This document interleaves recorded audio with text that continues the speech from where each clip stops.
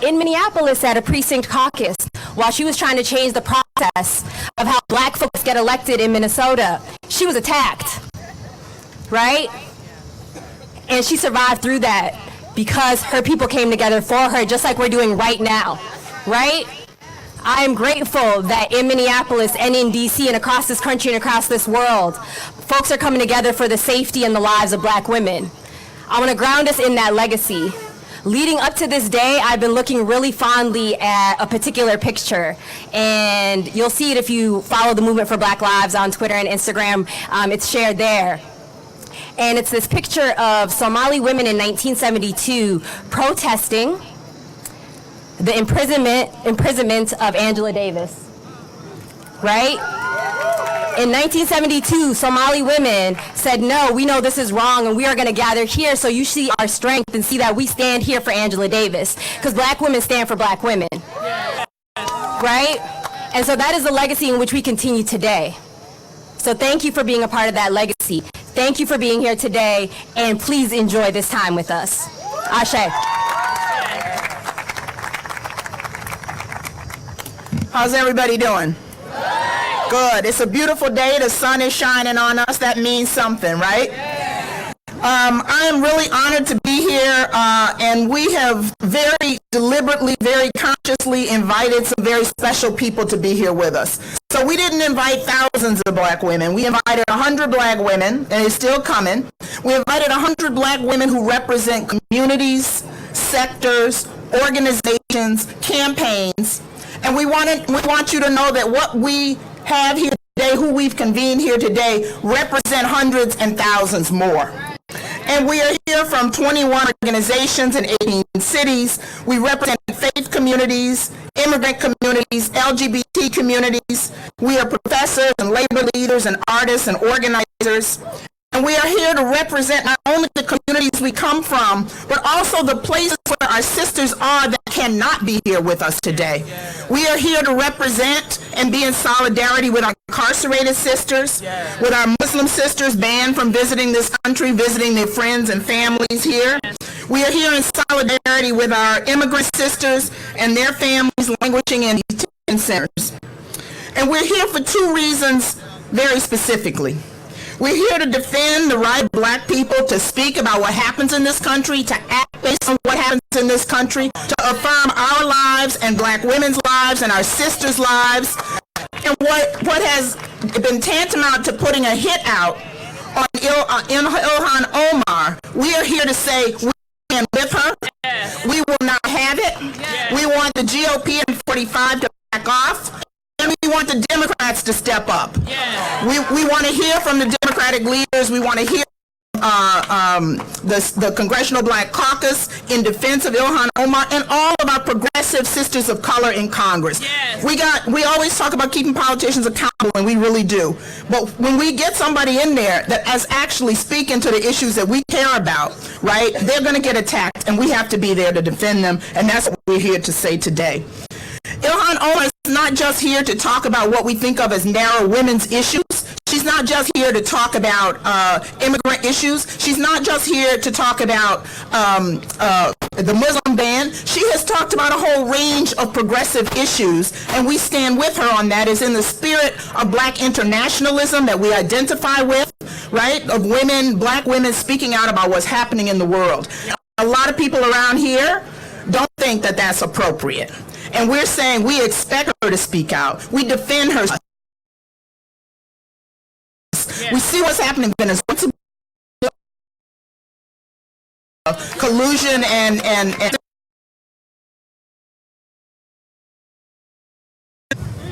we remember what happened in Brazil when there was a vitriolic campaign around a radical, progressive black woman. Yes. Yes. And we hear preemptively to say we have our sisters back.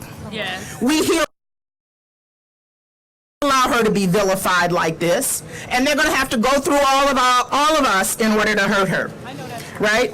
We're also here to speak up on behalf of Rashida Tlaib, Ayanna Pressley, Alexandria Ocasio-Cortez. We hope that they all go to Palestine this summer and see the other side of the wall in Palestine. We defend the right of Ilhan and others to speak out about the situation of our sisters and brothers in Palestine. We understand as a multi-faith community, and some people who have faith in just people, right, that is a critical issue of our time, and we will not be silenced on it. We will not be intimidated to think that every time you criticize the state of Israel's policies of inhumanity against the Palestinians, that it is anti-Semitic. We know better than that. And our progressive Jewish brothers and sisters know better than that, and they're speaking out on it, and we stand with them as well. So thank you for being here today.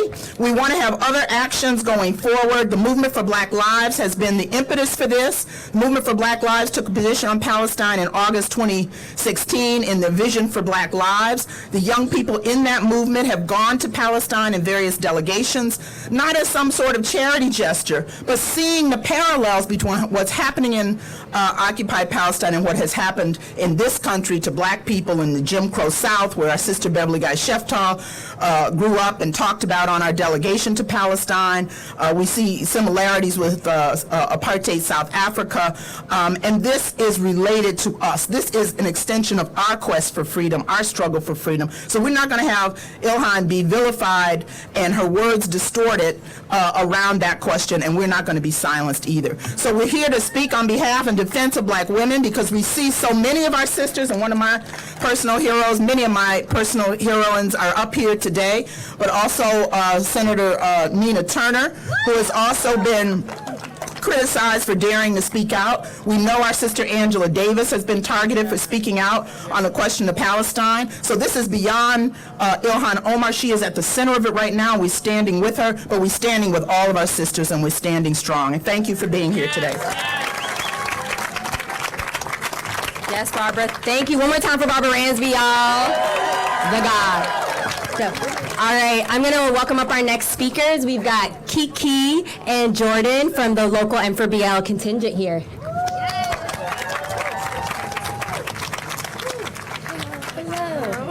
Hello, everyone. So, we're from the Movement for Black Lives DC Coalition. Gang, gang. And we want to welcome you here, but of course we're going to have to welcome you in our style, right? So y'all, we're going to do call and response again, all right? So call and response. Call and response. Call and response. Call and response. Just like that, okay? All right. Let my people go. Let my people go. Set my people free. Set my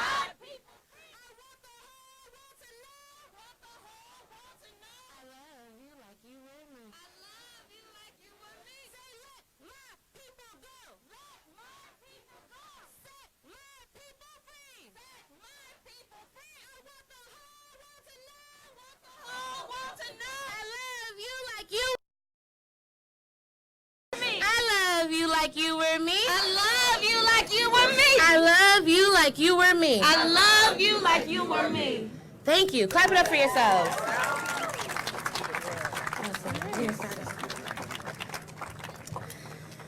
In 1951, several black women freedom fighters penned a call to Negro women, urging black women across the country to come to Washington, D.C. to protest poverty, discrimination, and war. They called for freedom for political prisoners and for an end to violent retaliation against people who dare to speak out against the government and its violence. Over 100 black women responded and came to D.C. in solidarity. That was 1951. It's now nearly 70 years later in 2019, and we're gathered here to turn up and do the same thing. We're all a part of a long legacy of black folk rising up in bravery, love, and righteous anger, and commitment to freedom for all oppressed people around the world. Thank you to everyone within the movement for Black Lives for coming together and organizing this day. Organizations like Black Lives Matter, BYP 100, Body, and so much more. And thank you to all of today's speakers. We have immense gratitude to speak with us today, to share her wisdom. And a deep, deep thank you to Congresswoman Ilhan Omar, whose leadership and commitment shows us that together we can rise up against discrimination, abuse, and threats that come our way and achieve liberation for us all. Black, trans, and cis women, non-gender confirming folks, LGBTQIA people, Muslim people, Jewish people, immigrants, poor people, incarcerated people, indigenous people, and more are often attacked and dehumanized in this country. We know struggle, and we know what it feels like to be retaliated against and stifled when advocating for ourselves and for those around us. We know what it feels like to be beaten, bruised, and disappeared for doing nothing but telling the truth. And let's say something, y'all.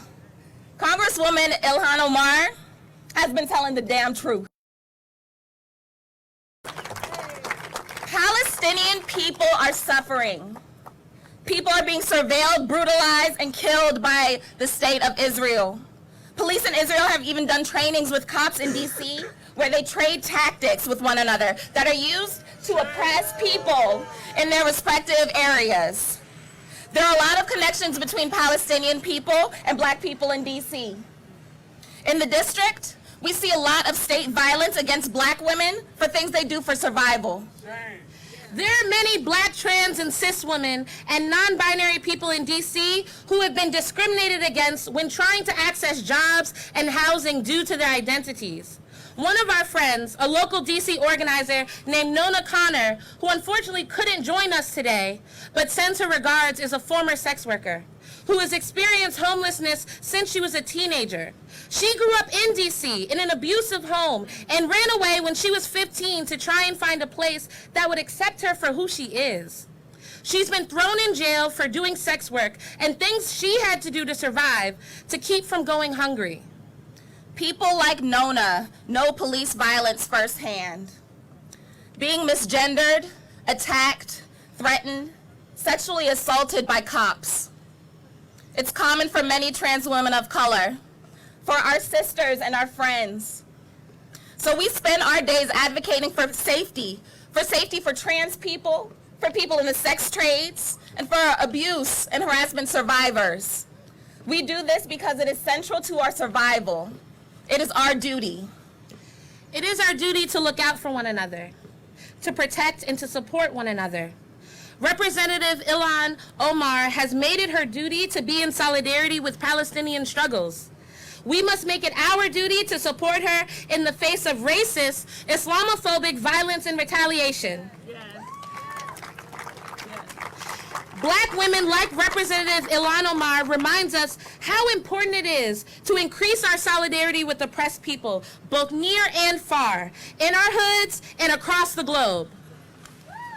The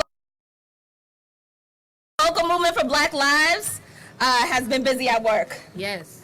Organizers have been pushing for investment in the Neighborhood Engagement Achieves Results Act, or the NEAR Act, which would invest in public health strategies to reduce violence, and also reduce incarceration. We've been on a push to decriminalize blackness. Can you say decriminalize blackness? Decriminalize blackness. We've been fighting for safety for black and brown people in sex trades through the campaign Decrim Now. We've centered healing and community in our work through healing brunches. Organizers are raising money right now to bail black mamas and caregivers out of jail for Mother's Day. Right? Can you say free black mamas? Free black mamas. Free black mamas. Free black mamas. Right? We want to reunite them with their families through the Black Mamas Bailout DMV. For black immigrants. When we fight to support and uplift black women, femmes, and LGBTQIA+ people through the She Safe, We Safe campaign.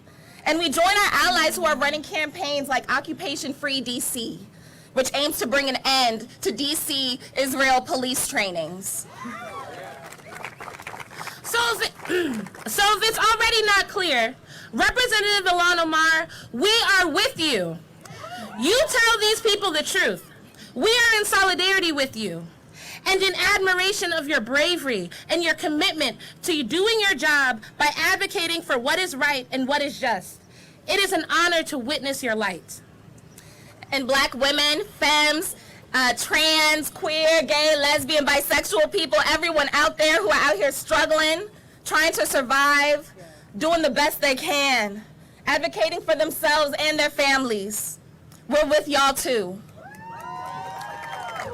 We deserve so much more than what this mainstream society gives us.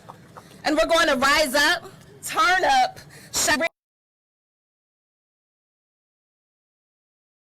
realize and liberated. Thank you all for your time. And welcome to DC! Thank you. Thank y'all. Awesome. I'm going to have you come up. Okay. Great rising black people. Great rising black people. I am Savannah Brown. I'm here of Black Women's Blueprint, the Majority, and the March for Black Women. Today I am reminded of my ancestors' rage. I am reminded of their labor and their words and their wisdom and their fight. I am lifted by their spirits, by their warrior marks, and continued struggle that we live out in that legacy today. We are here because we cannot rest. We are here because we cannot be silent. In the words of the late great feminist poet, Mother Audre Lorde, I am your sister. All of our children are prey. And this is why we cannot be silent. Because our silence will come to testify against us out of the mouths of our children. This is why we cannot be silent. This moment reminds us of the ways that black women are targeted just for their very survival. We remember the vilification of the Black Lives Matter movement. We remember the vilification of the Black Youth Project. We remember the hacking and hijacking of the founding of Black Lives Matter from three black queer women. We remember the criminalization of local organizers lost voices on the grounds of Ferguson, Missouri. We remember the murder of an organizer, of thousands of hundreds of organizers from Ferguson. We remember the exile of Trinidad-born feminist journalist and black liberation activist Claudia Jones. We remember the social death imposed on black women. We remember the assassination of character and framing of Angela Davis. We remember the individual and societal perpetuation of degrade and shame manufactured against Anita Hill, who spoke against sexual harassment. We remember the framing and hospital torture of imprisonment and policing encircling Assata Shakur. We remember the forced exile of Assata Shakur, the encircling infiltration and bombing of MOVE, a black liberation organization in Philly. We remember the murder of Sandra Bland, of Aiyana Jones. We remember the history taught us to do this work is to live under all forms of threat, the deadly threat of white supremacy, the insidious threats that come from within. And we are attempting to survive today, even now, xenophobia, white supremacy, white supremacist tactics, Islamophobia, misogyny, patriarchy, and sexism. Our very lives and our humanity are perpetually under attack and under threat in this nation. It is this very land that we are trying to survive. It is the very water in Flint, Michigan that we are trying to survive. And we are scrutinized and crucified for the way that we speak against how we move in this world is even under attack. This moment is not an isolated incident or a personalized issue. It is a larger mass attack on the humanity and dignity of Black women and femmes, how we show up in our fullness and our personhood, how we fight back, how we speak back. Since her 2018 election, Congresswoman Omar has been targeted by this administration and others who fear her, and we believe they should fear her. Not because of the absurd dog whistle language being used to denigrate her, but rather they should be more than little cautious of Black women who fight for people's agendas, who remain unafraid of anti-Blackness, Islamophobia, white male patriarchy. They should be afraid because, like our sister Ilhan, we aren't backing down. We will not waver in our support of her and other Black women who are under siege. We will never waver in our support. We will say loud and clear, hands off Ilhan. Hands off Ilhan. Activists, academics, and brave members of our community are standing behind our sisters, and we aren't going anywhere. Say, we aren't going anywhere. We aren't going anywhere. We are encouraged by her tenacity and the love and support she continues to receive from her district. We lend her continued strength that she will not be persuaded to back down from the fight she has willingly entered. If we should start to feel discouraged or downcast, remember the rage of our ancestors. Remember their warrior marks. Remember their fight. Remember us. Remember us. Say, remember us. Remember us. Remember us. Thank you so much. Before we invite up our next speaker, Reverend Tracy Blackman, faith leader, civil rights leader, let's do one more chant. Savannah started us off. When I say hands off, you say Ilhan. Hands up. Hands up. Hands up. Okay, but I want it louder than. Can we do that? I want her to feel it. Can we do that? Hands up. Hands up. Hands up. Hands up. Tracy Blackman.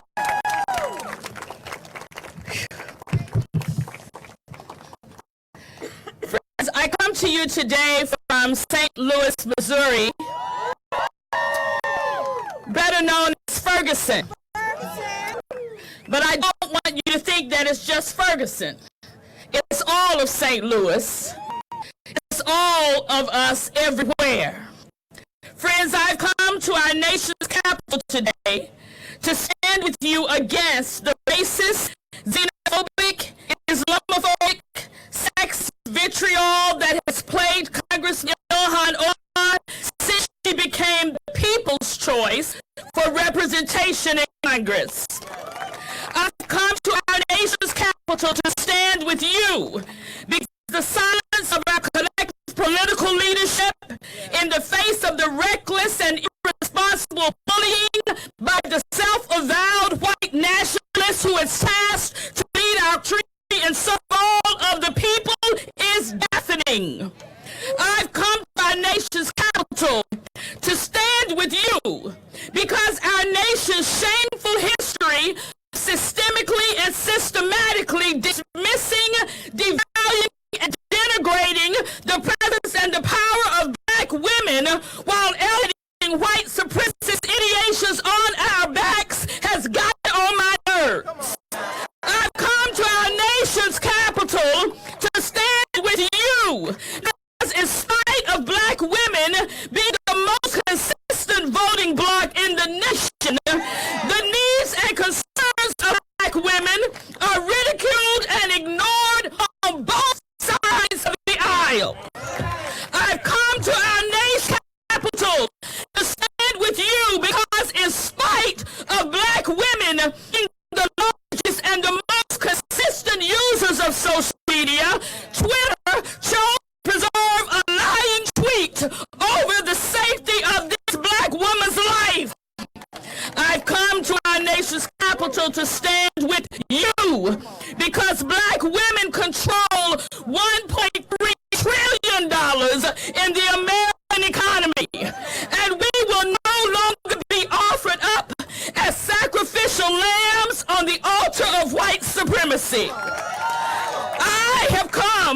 because we all know that the targeting of Congressman Ilhan Omar has more to do with the courageous adornment of her head, the color of her skin, and the profession of her faith than it has to do with the truth she's daring to speak. I come because of the relentless assault on Black women on our southern borders who seek asylum in this country. I have come because we are not the other in a nation built on our backs, suckled at our breast, and enriched by the blood and sweat of our ancestors whose labor was stolen to fill the coffers of the few. I don't come because it's political. I come because it's amoral. I don't come because it's popular. I come because it's personal. I've come to stand with you, Black women, because we love us more than they hate us. And we will not let them kill us. We will not let them silence us. We will not let them divide us. We know well the poisonous fruit of this white supremacy tree. Our bodies have been lynched there. Our children have been whipped there. Our freedom has been bound there. And we will not ingest this toxic diet of hatred in our midst. We know well that both anti-Semitism and Islamophobia sprout from the same tree. Both sexism and homophobia sprout from the same tree. Both racism and classism sprout from the same tree. Both religious intolerance and white supremacist idolatry sprout from the same tree. And we clearly see who's watering its roots. And yet, we come. I come. Because when Black women decide to do something, we know can cut that sucker down.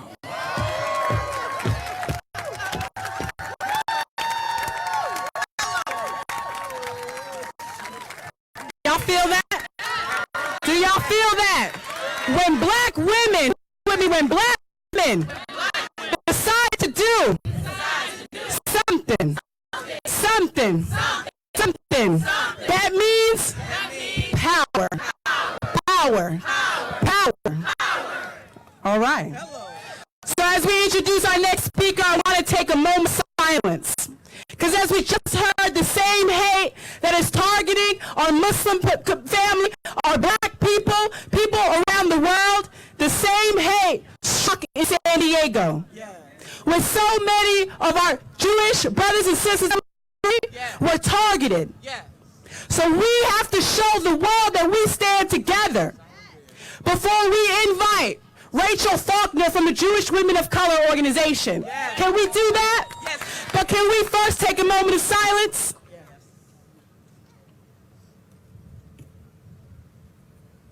Thank you. Rachel? Thank you. My name is Rachel Faulkner. I am Black and I am Jewish. And with every breath I breathe and every step I take, white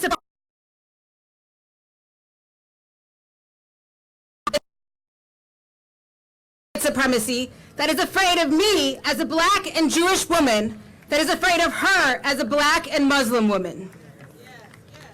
And if we did not know, it is that same white supremacy that entered a synagogue on Saturday, the last day of Passover. Whew, this is still fresh.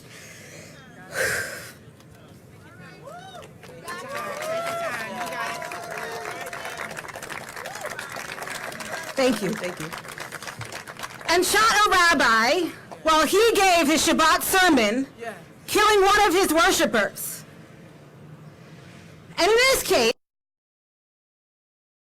fact, white supremacist that set fire to a mosque just a month prior. And if we did not know, it is that same white supremacy that killed 50 Muslims in New Zealand last month as they prayed in their mosques. It is that same white supremacy that killed that caused 3 historically black churches to burn to the ground in Louisiana. But the thing is, we did know. We know that it is the same white supremacy that targets Jews, that targets Muslims, that targets black people, that targets queer people, that targets anyone and everyone that is a threat to white power and white privilege in our world. Yes. And that is why white supremacy is afraid of me and is afraid of Ilhan. And that is why white supremacy thrives when wedges are formed between us and between Jews and between Muslims and between all marginalized faith backgrounds.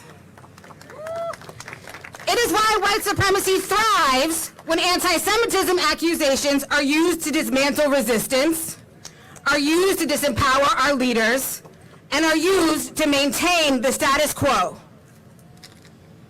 But we are here today, and I hope white supremacy is shaking in its boots. Because we are strong in coalition, we are unbreakable in coalition, and we will no longer let white supremacy dismantle our solidarity. We will stand together, and we will win. And as we often say in the Jewish community, Im Yirtzeh Hashem, may it be God's will.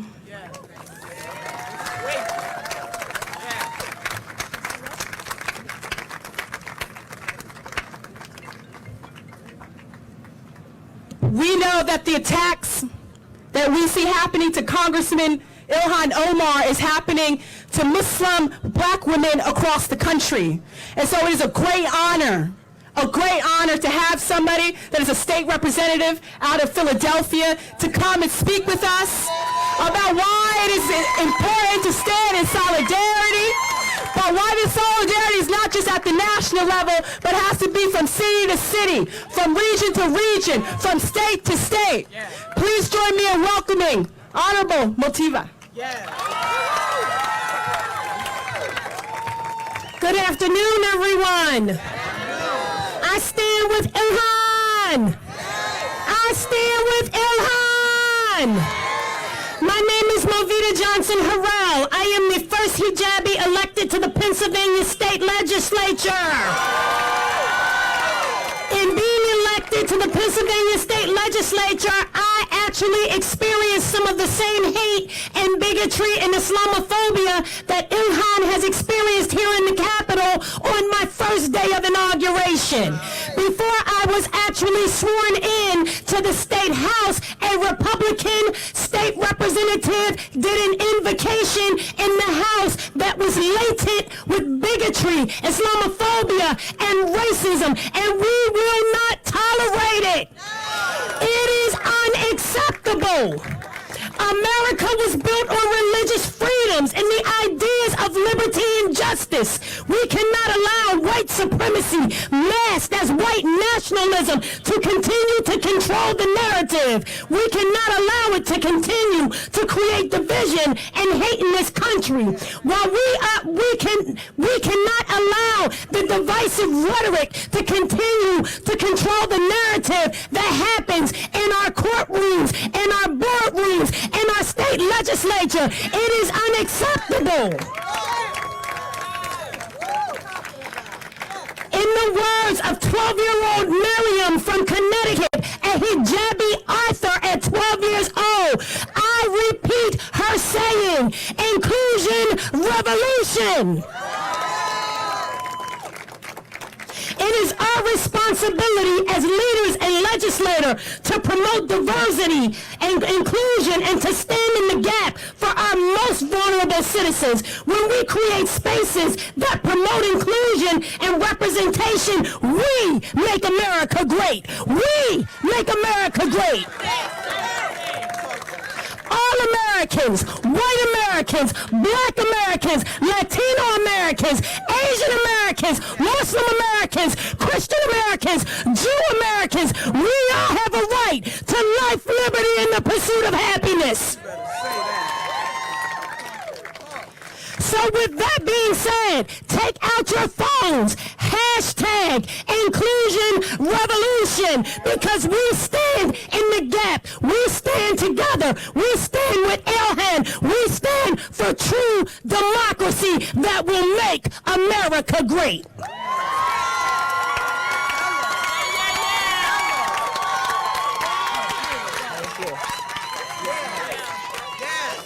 Very brief introduction, and we have some special guests that are going to come and join us in just a little bit. But I want to introduce State Senator the Honorable Nina Turner. And if you don't know who she is, whenever you hear on CNN or MSNBC or mainstream media distributing some distortions about our people and our struggle and the issues, if Nina Turner is anywhere near, she puts it to rest.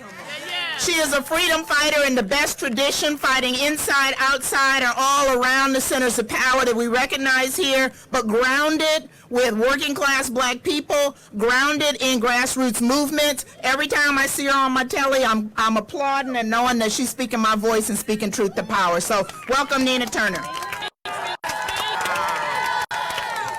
Wow. Thank you, Professor. And thank you for all the visionaries who had the courage to bring us all together. To all of my sisters who have gone before me, not just on this stage, but I am feeling the spirit of our foremothers who have gone generations before.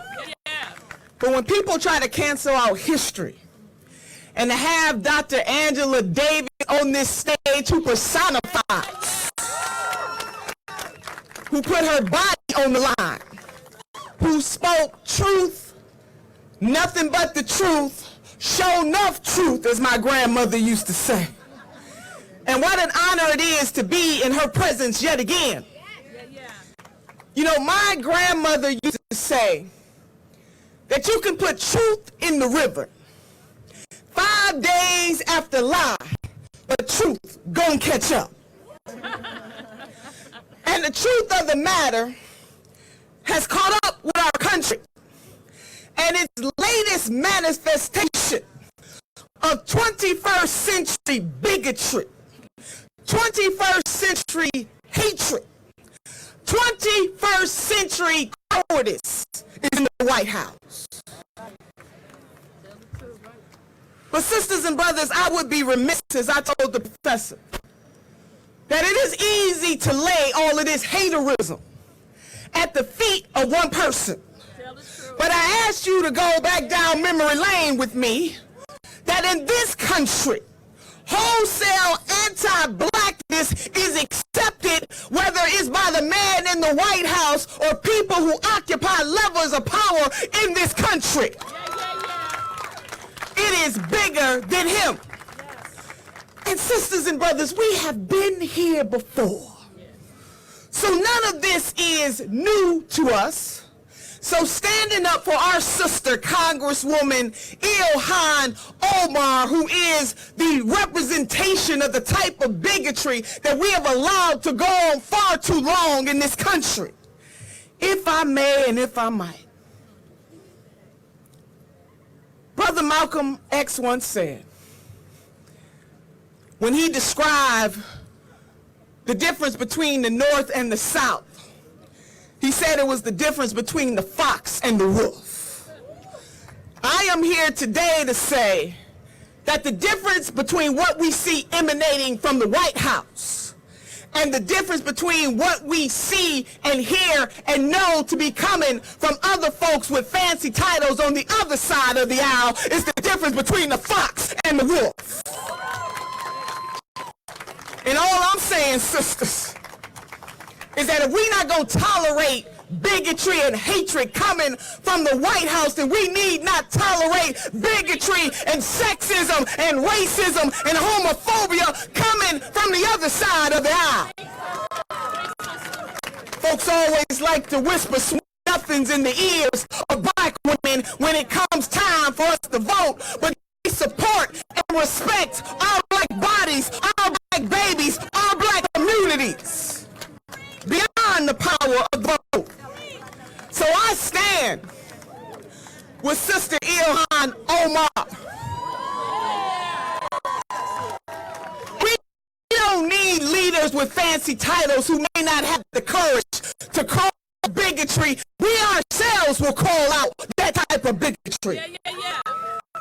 We stand on the backs of black foremothers who had the audacity to speak truth to power.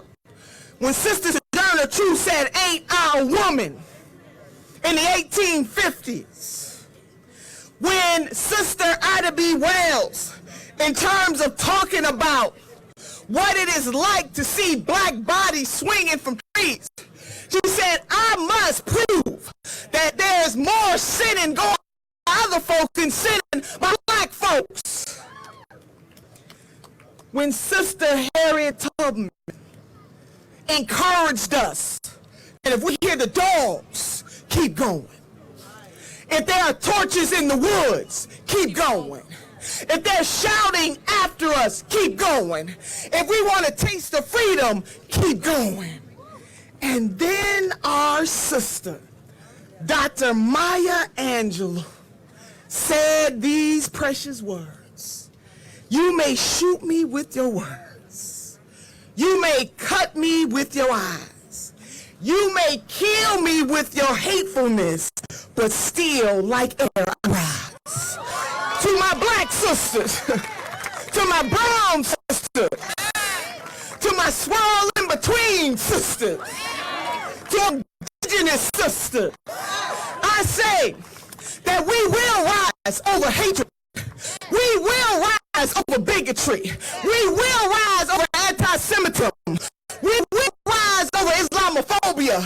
And we will rise over all types of anti-blackness and colorism. Hello, somebody. We will rise and create for ourselves and future generations in this country a force that is greater than nature, a force of conscious-minded people, all walk of life, all standing up for justice, equality, and all that is good. We rise.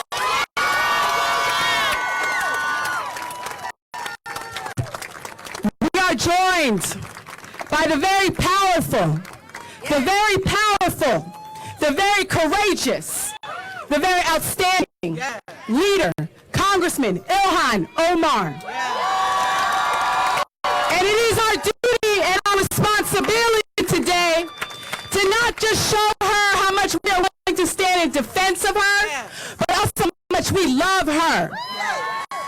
Can y'all do that with me? Can you do it with me, family? All right, y'all. Here we go. We love you. We love you. We love you. We love you. We love you. We love you. We love you. We love you. We love you. We love you. Louder. Love you. We love you. We love you. We love you. We love you. We love you. Thank you. We love you, Representative Omar. Thank you.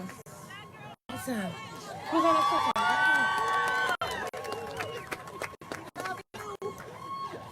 How y'all doing? How we doing? Do we love her? Do we love her? Will we defend her? Always. Always. Always. But let me tell you, we are also joined by other freedom fighters in Congress as well. We are joined by powerful women in Congress who are there doing what? They are moving agenda. They are speaking truth to power. They are representing our values and that don't know how to respect our values. And so I want you to do me a favor. We need to show some Congressman Ayanna Pressley, who will join us. We're gonna show Congressman Pressley some love. Please join me in introducing and welcoming Congressman Ayanna Pressley.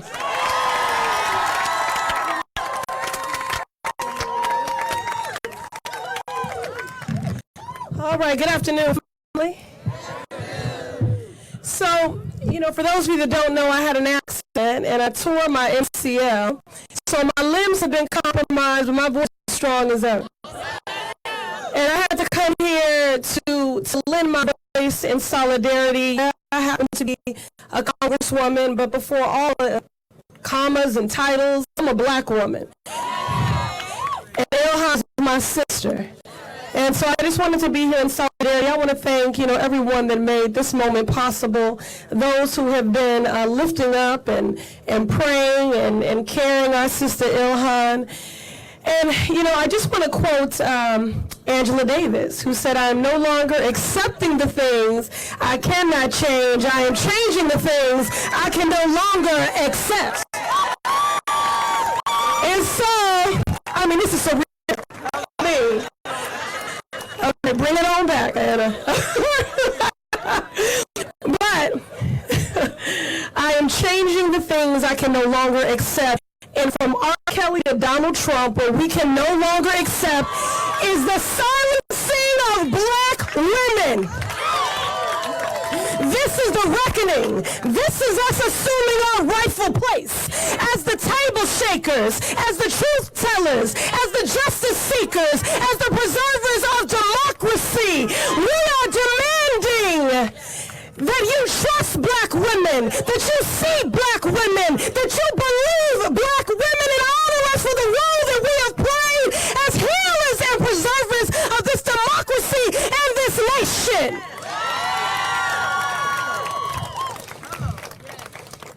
You have been feeding quite literally off of us. This is nothing charitable. This is what we are owed. This is what we are owed. This is what we deserve. Hands off Ilhan. And we can talk about the occupant. Now listen, I've been in government a long time, and people think I'm disrespecting the institution when I refer to that man as the occupant. I'm not disrespecting him.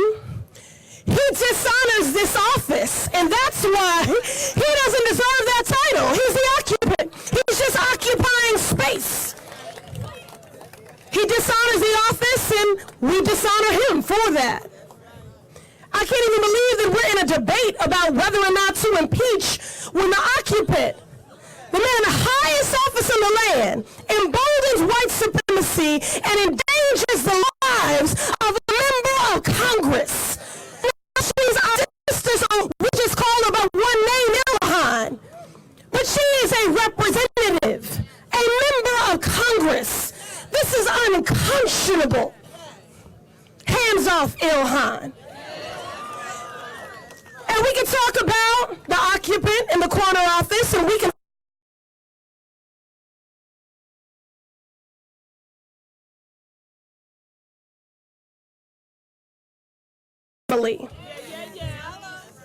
because I can't sit idly by while we walk in contradiction and hypocrisy and go into our districts and affirm and lift up our commitments to the preservation of families and fighting for immigrants and refugees in our districts. But I can't protect my sister in her own caucus. That's not okay. And that's why we're here. And they're surprised that we're here. And that we'll continue to be here because we are not going quietly into the night. There are attempts to silence us in their silence by being complicit. There are attempts to silence us through legislation. There are attempts to silence us through their movements. A great activist friend of mine once said, it's not that the marginalized are voiceless, it's that they are unheard. And so to that I say, can you hear us now? Hands off Ilhan. We love you, here, and thank you all for being here.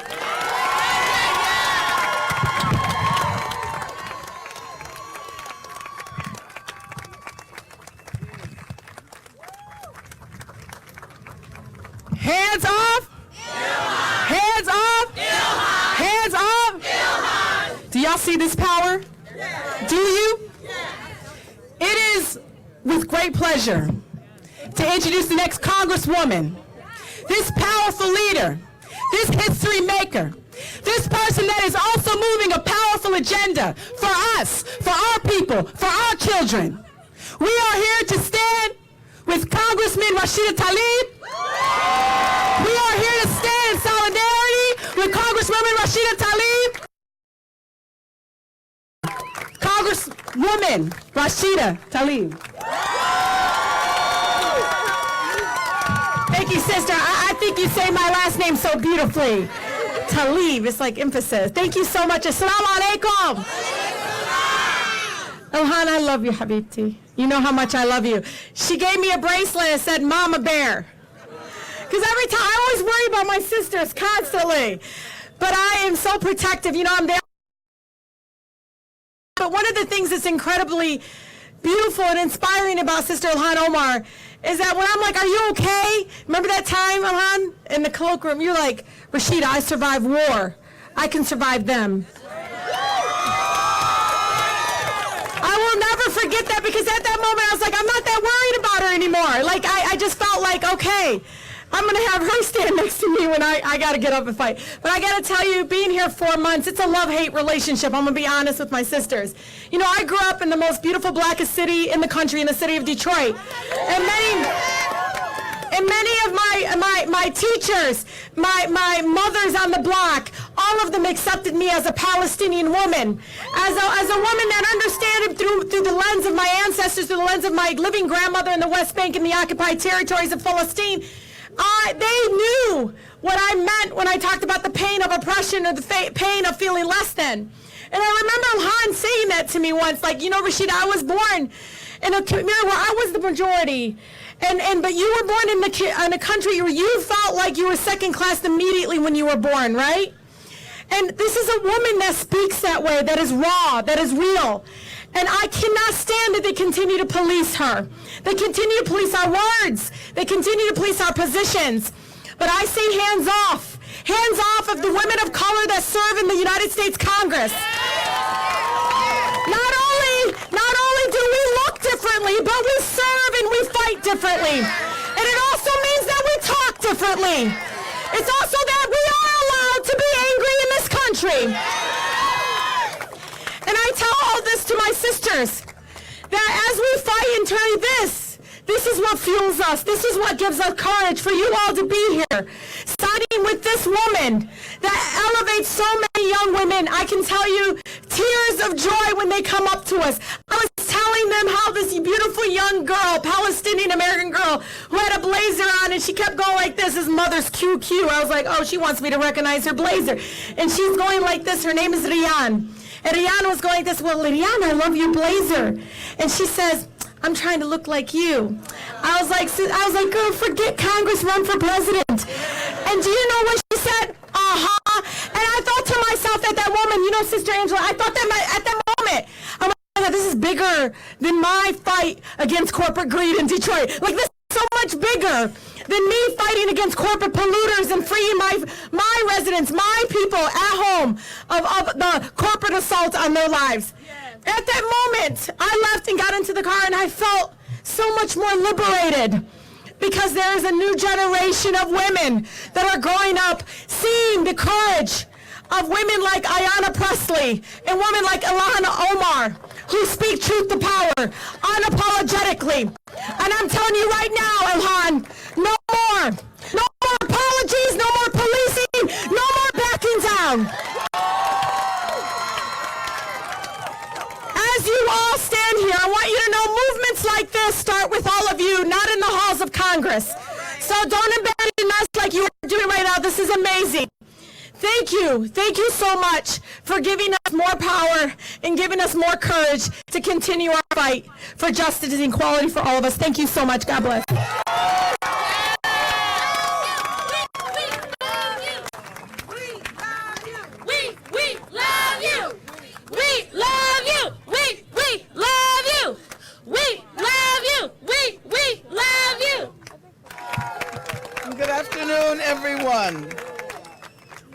want to thank the Movement for Black Lives, Barbara Ransby especially, and all of the organizers of this important action in defense of our sister Ilhan Omar. Black women in defense of Ilhan Omar.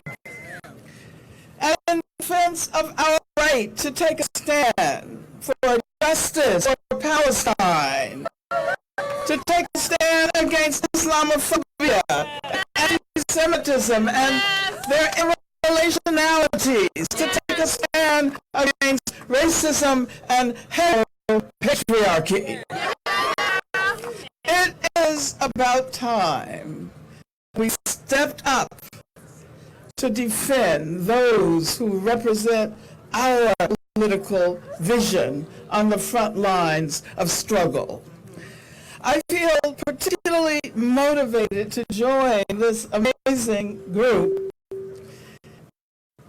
because the attack against Congresswoman Ilhan Omar, while it is clearly directed at her as an individual, is also designed to dissuade all of us from speaking out on issues that are considered controversial.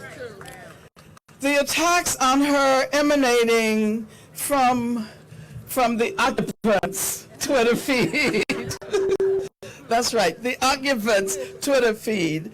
And the numerous threats of assassination from white nationalists and their supporters are a way of sending messages to other black women, to all who hold radical and progressive political views, that they too can be made into targets of vitriolic, violent racism. Be quiet, or you will suffer the fate of Ilhan Omar. That is the message. But we do not heed that message. We refuse to be quiet. Like Ilhan, we refuse to be quiet on the issue of Israel. Like Ilhan, Rashida Tlaib, Alexandria Ocasio-Cortez, and Ayanna Pressley, and thank the both of you for your powerful remarks. And all of their allies, you have to let us know who your allies are. We refuse to be quiet on the issue of human rights and justice for Palestine. We refuse to be quiet when it comes to the rights of immigrants, especially the undocumented, and the rights of Muslims. We will not participate in the legitimation of xenophobia, Islamophobia, anti-Semitism, racism, and misogyny. We stand up because the logic of scapegoating, which emanates from the White House, is increasingly replacing political discourse designed to illuminate and enlighten, replacing that political discourse with mystification and obfuscation. Immigrants and Muslims are represented as the responsible parties when it comes to the impact of global capitalism. The increasing impoverishment of the working class is a function of the sustained attack on the labor movement and the increasing concentration of wealth in the hands of a few.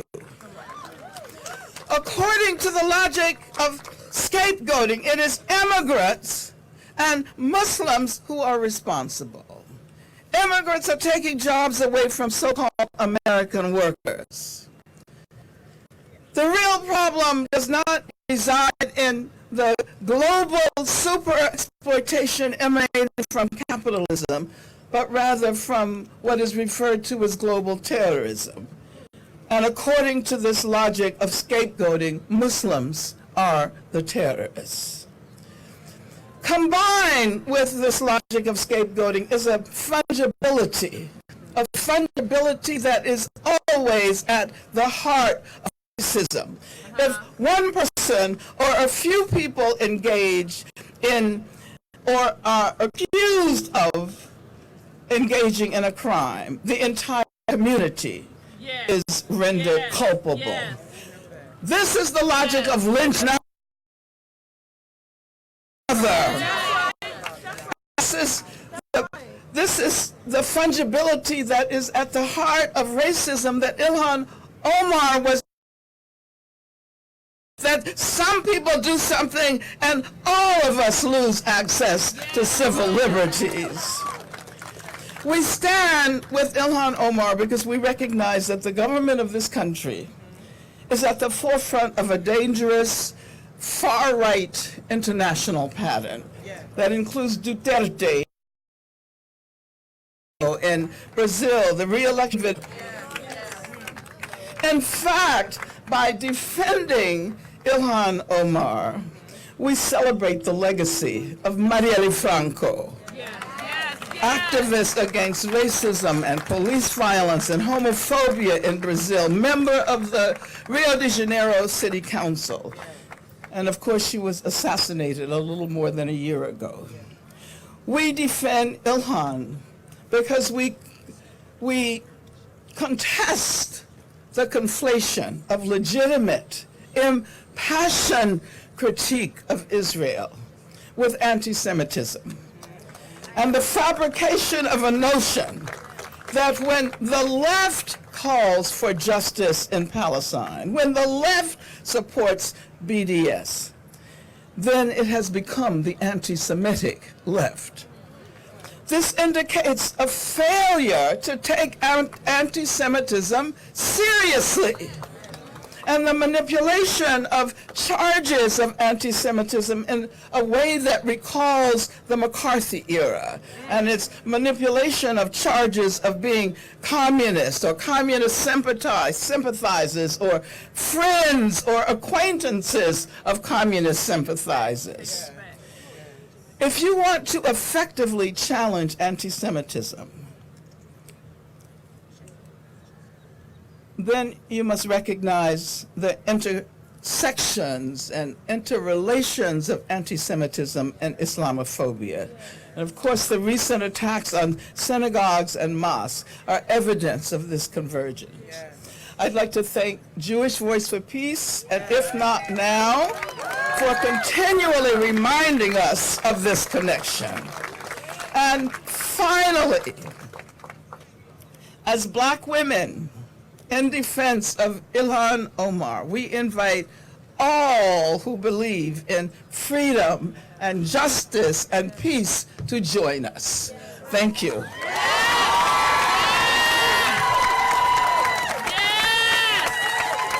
Thank you.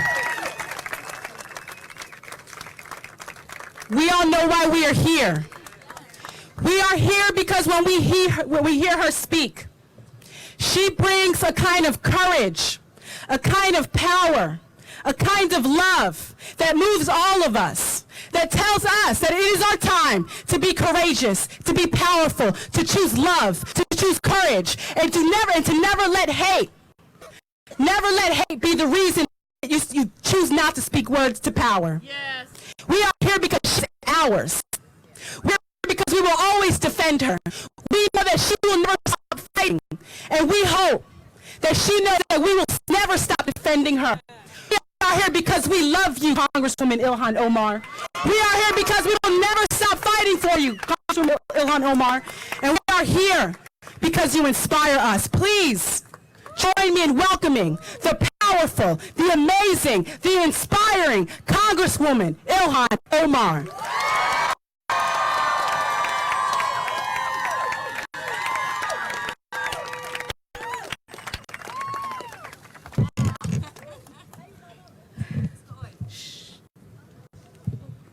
Assalamu alaikum. Subax wanaagsan. I'm a little emotional. Everyone knows that I refuse to cry. I talk about this all the time. I always say that nobody really deserves my tears or any of my sister's tears. But you all have moved me to tears. with your love, and I am just grateful to all of you. To one of my idols, Angela Davis, I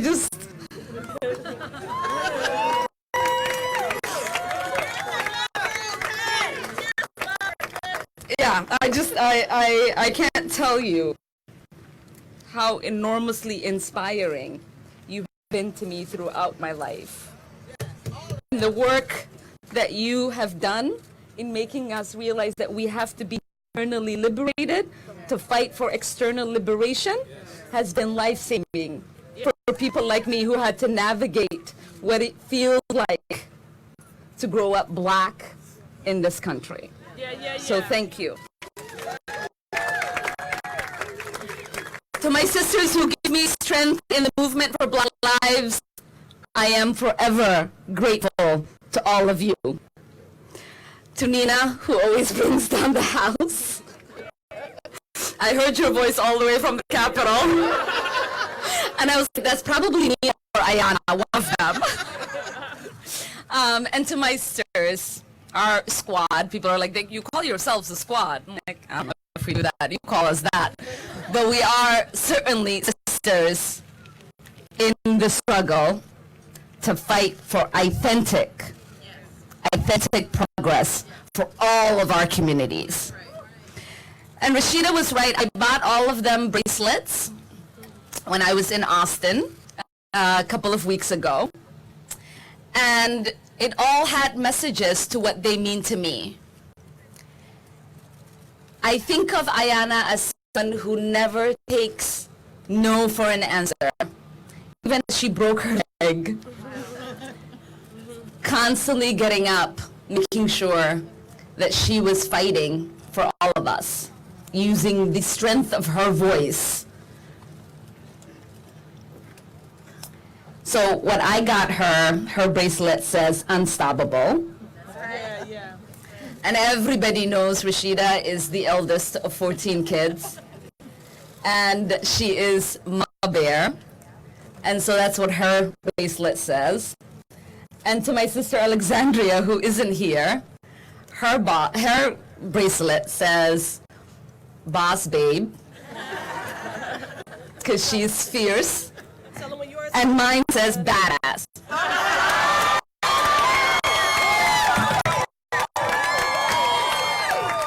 And here's why. Here's the thing that really offends a lot of people and the reason that we are here. I was born as a very liberated human being to a country that was colonized, that recognized can colonize the land, but they can't colonize your mind. To people who recognized that all of us deserve dignity and that no human being was ever going to tell you that you were less than them. 13 people organized for our independence in Somalia. So I was born in that breath of recognizing that they might be more powerful than you are. They might have more technology than you have, but you control your mind, and that is what sets you free. Thing that upsets the occupant of the White House, his goons in the Republican Party, many of our colleagues in the Democratic Party,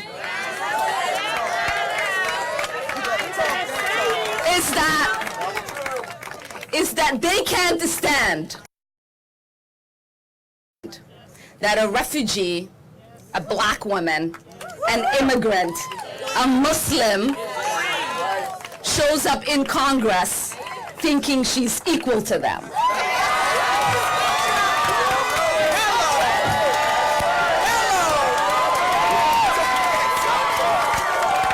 But I say to them, how else did you expect me to show up? So here's the reality. I tell people every single day, I have a certificate that everyone else has hanged in their offices in Congress. The same exact certificate of election. But I got more people who voted for me and sent me here than 428 of them. So when they say, who does she think she is? When they say, who does she think she is? I am the one that the people sent to be a voice for them.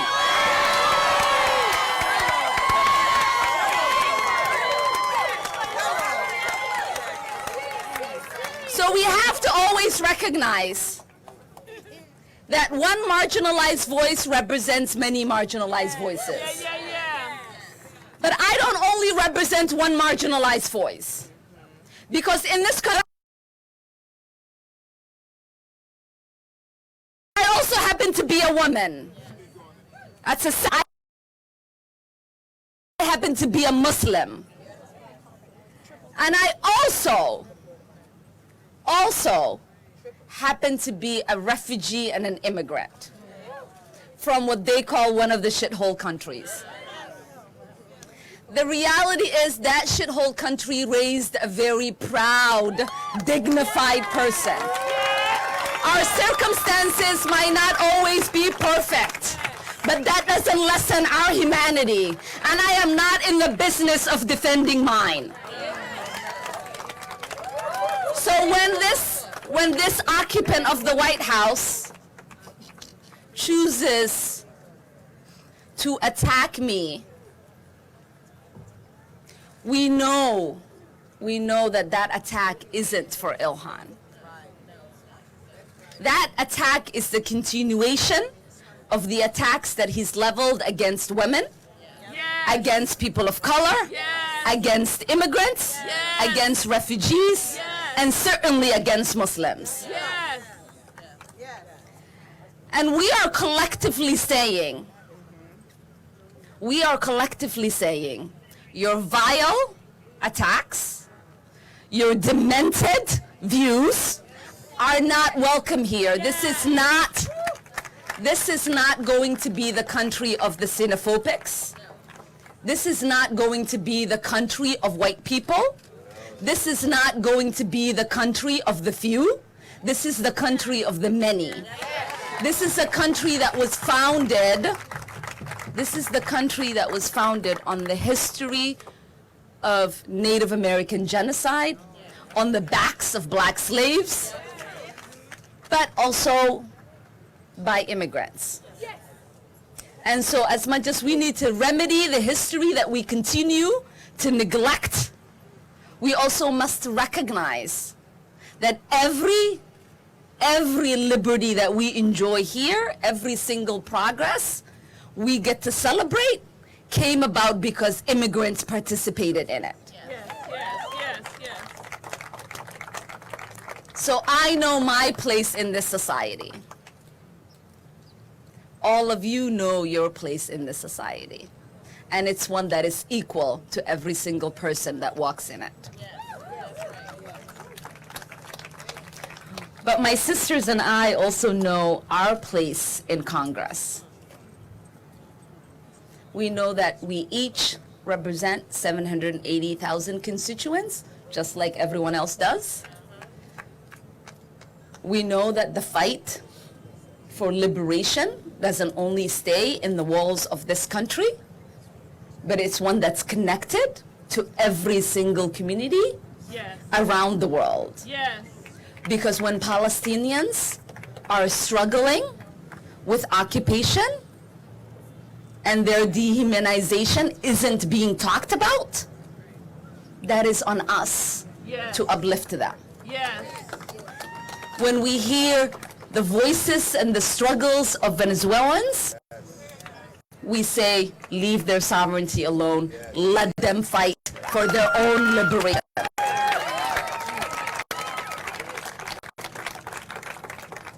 Because we know that our liberations are collective.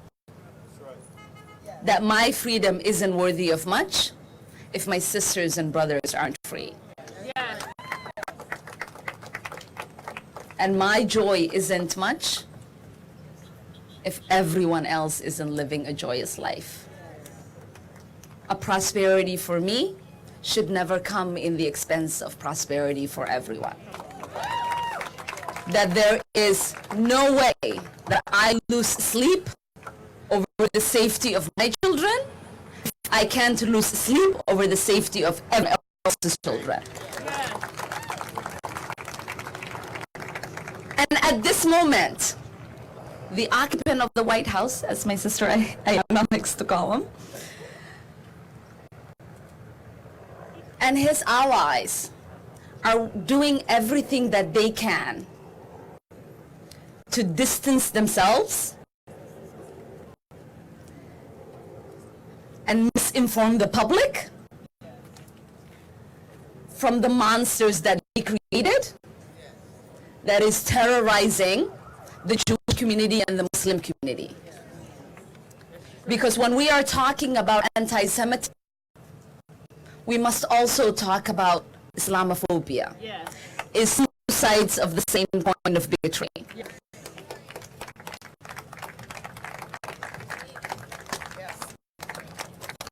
When they shove that to us and say we're the party of hate, they forget that we're the party of love. We're the party of compassion. We're the party of inclusiveness. What we are fighting for is not for the few, but for the many. Yes. Every single one, just this week, when we've had the attack in California on a synagogue, it's the same person who's accused of attempting to bomb a mosque. So I can't ever speak of Islamophobia and fight for Muslims if I am not willing to fight against anti-Semitism.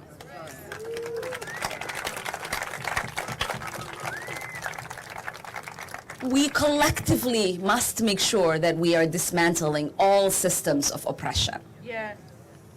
And as we did in the last two election cycles, we've all risen up and said, all are welcome.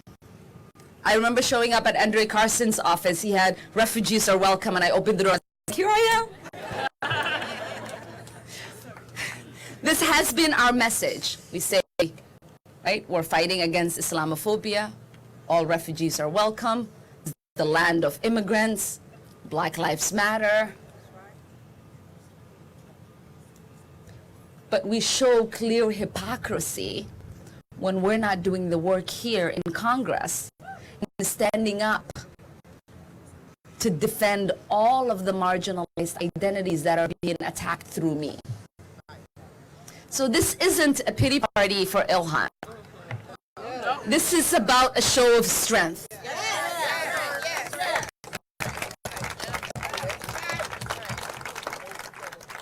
Right? This is a show of strength. This is for us to say, that when you come after one of us, you come after all of us. And when one of us, because I'm a big person, as you all can see, I'm very tiny, it's not because I have some weird internalized strength. It's not only because I'm a survivor of war, and if I survived militia, I certainly can survive these people. But it is because every single place I go, I know that I am walking in with all of you hand in hand. So I know that every time I interact with someone, every time I speak, every time I take a vote, that all of you are walking in with me. That is why people react very differently towards me than they do with others. So, as Rashida said, don't desert us. We're going to need you. Right? I told Miski, my sister, Miski Noor, who's from Minneapolis. Wave, Miski. When I first got elected, they had a gathering for me in a collective home that they shared.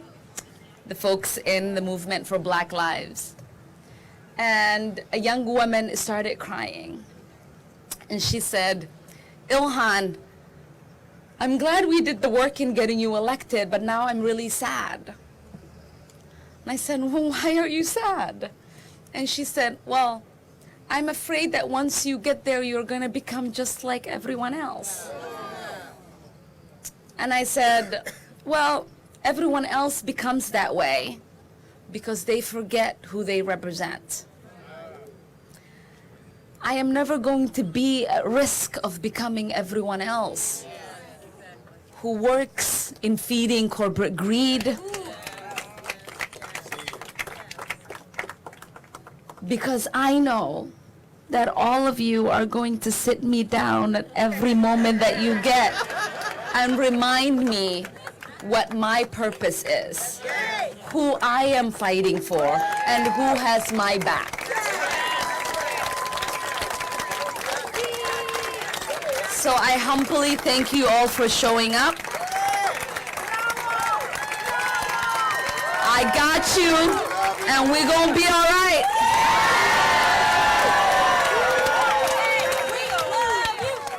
We love you. We love you. We love you. We love you. We love you. We love you. We love you. We love you.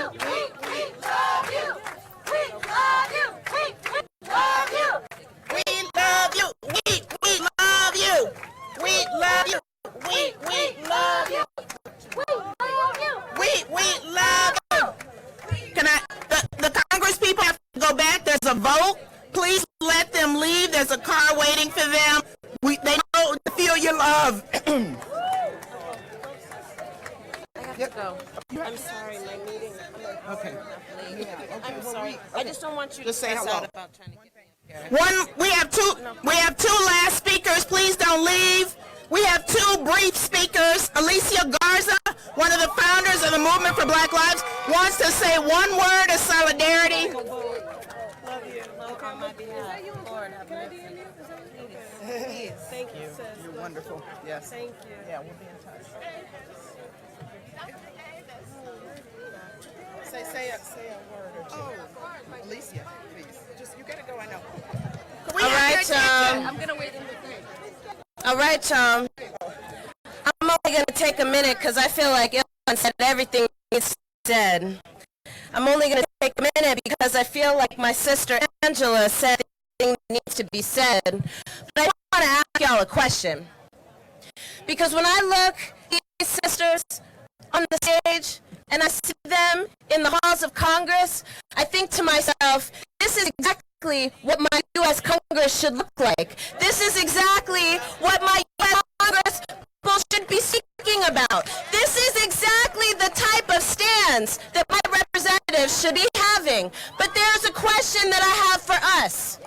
What are we willing to do to make sure that we can proliferate women like Congresswoman Ilhan Omar, proliferate like Congresswomen Rashida Tlaib? How do we make sure that there are more of them? One of the things that we have to do is not just vote. Voting is important, but voting is one step. Yes. One of the things that we have to make sure that we do is stay engaged. We cannot just watch while Congresswoman Ilhan Omar is attacked. Congresswoman Omar knows how to defend herself. The question is, are we going to stand up for her right to be in that building? Are we going to stand up and make sure that there are many more of her in that building? Well, what that means, y'all, is that when we leave here, that this momentum does not stop. What it means is that these rallies need to happen in state legislatures across the country to embolden your representative to stand with Congresswoman Ilhan Omar. What it means, y'all, is that we cannot continue to use black women and Palestinian women and Muslim women as window dressing to make us feel better about the things that we're doing. We actually have to stand with them and stand for ourselves, quite frankly. So I want to thank the Movement for Black Lives for organizing this event. I want to thank Black Lives Matter DC for organizing this event, for giving us the courage to stand up and to defend our sister, but also to defend our movement. Thank you.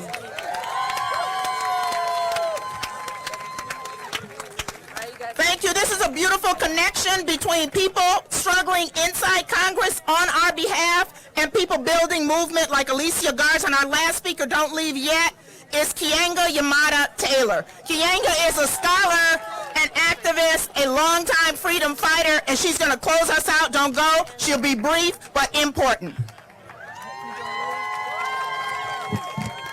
Hello.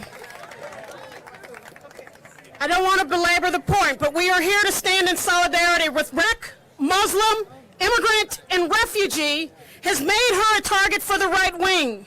But we know that the coordinated attacks against her, orchestrated by the right, and the reluctance of some liberals and the Democratic Party to offer a full-throated defense of her is not just because of who she is, but what she represents.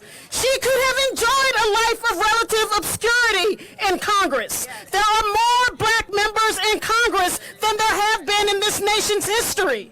But no one, short of Maxine Waters, has received the scrutiny, attack, and vilification that Ilhan Omar has. And that is clear that it's not just who she is, but what it is that she represents. And her willingness to confront the massive inequality in the United States has made her a target.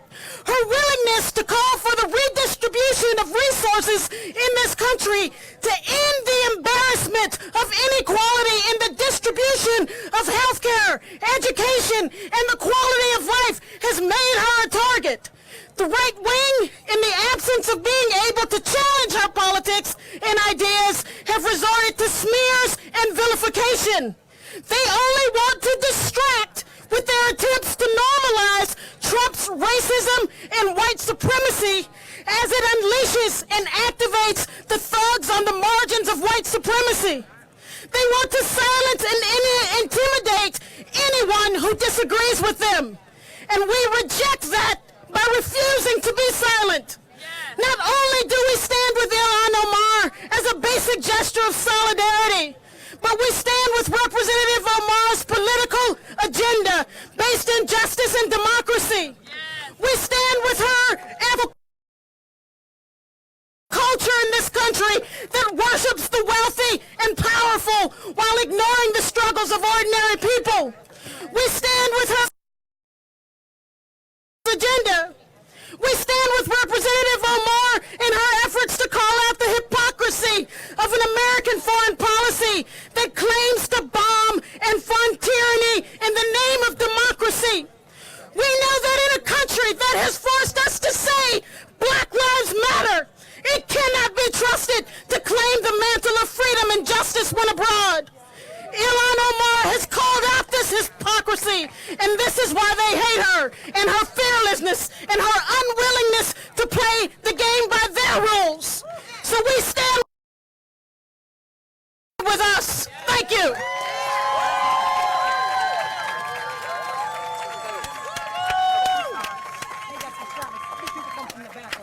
How y'all feeling? How y'all feeling? So we're about to close out, but before we do, I'd like to invite up Patience from the group Boots Camp that's going to give us a bit of culture, a bit of music before we end.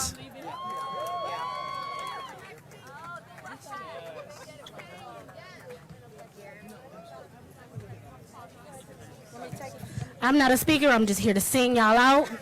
But trust black women. Black women matter. And I stand with Ilhan, so it's just me up here. So if y'all feel like clapping, if y'all want to dance, come through, all right? Hold on to the world as it spins around. Just don't let the spin get you down. Things are moving fast. Just hold on and you will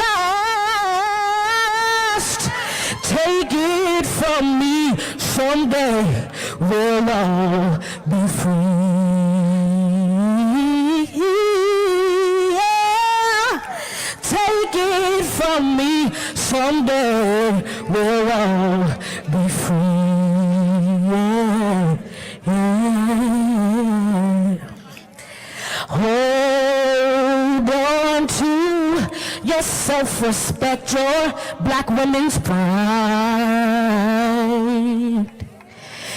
Get yourself in gear, keep your stride.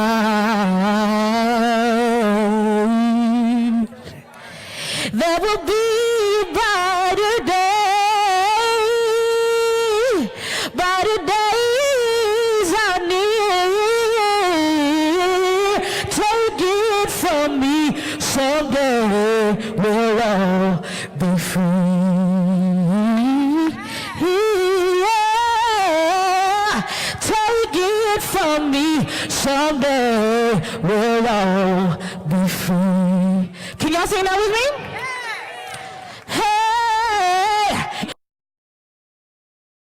Someday we'll all be free. Y'all can do better than that. I can't hear y'all. Come on, yeah. Take it from me. Someday we'll all be free.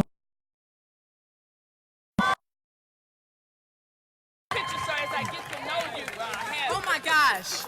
Wow. Wasn't that beautiful? Wasn't that beautiful? Could we honor and celebrate this beautiful black human who just graced us with this beautiful voice? All right, that brings us to a close. We love you. Are we in this together? Are we in this together? All right, love you, family. Please disperse. You want to check out Roland Martin Unfiltered? YouTube.com/Roland S. Martin. And subscribe to our YouTube channel. There's only one daily digital show out here that keeps it black and keep it real. It's Roland Martin Unfiltered. See that name right there? Roland Martin Unfiltered. Like, share, and subscribe to our YouTube channel. That's YouTube.com/Roland S. Martin. And don't forget to turn on your notifications so when we go live, you'll know it. You want to support Roland Martin Unfiltered? Be sure to join our Bring the Funk fan club. Every dollar that you give to us supports our daily digital show. There's only one daily digital show out here that keeps it black and keep it real. It's Roland Martin Unfiltered. Support the Roland Martin Unfiltered daily digital show by going to RolandMartinUnfiltered.com. Our goal is to get 20,000 of our fans contributing $50 each for the whole year. You can make this possible. RolandMartinUnfiltered.com. Hey fam, want to check out Roland Martin Unfiltered? The blackest show on all of digital, cable, and broadcast. Check out our audio podcast. There's only one daily digital show out here that keeps it black and keep it real. It's Roland Martin Unfiltered. Press play. Martin.